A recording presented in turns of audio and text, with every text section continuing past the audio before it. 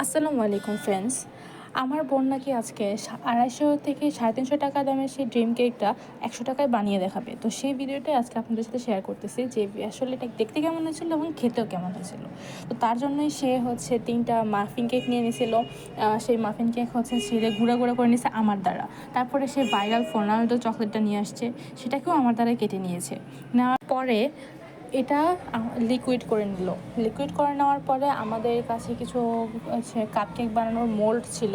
তো ওই মোল্ডগুলোতে হচ্ছে সে ছোটো ছোটো করে বানাবে আমাদের 4 জন সদস্য, সেজন্য সেখানে একটু একটু করে ফার্স্টে হচ্ছে মাফিন কেকের গুঁড়া দিয়ে দিল। তারপরে সেখানে দিয়ে দিল হচ্ছে সে এক্সট্রা করে কফির একটা লিকুইড বানায় রাখছিল, সেটা হচ্ছে দিছিল।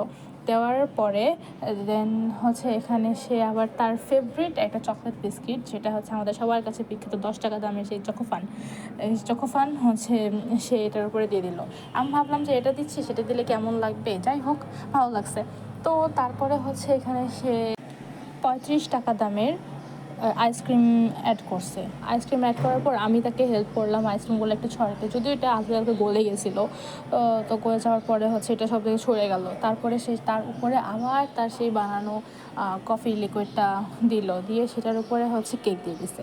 তারপরে গাইস, কেক দেওয়ার পরে সে তো আসলে বুঝে নাই যে কেক দেওয়ার পরে যে চকলেটের এটা দিবে ওটা হচ্ছে একটা শুষে নিবে। এটা দেওয়ার পরে সে কী অবস্থা, এটা কী হলো।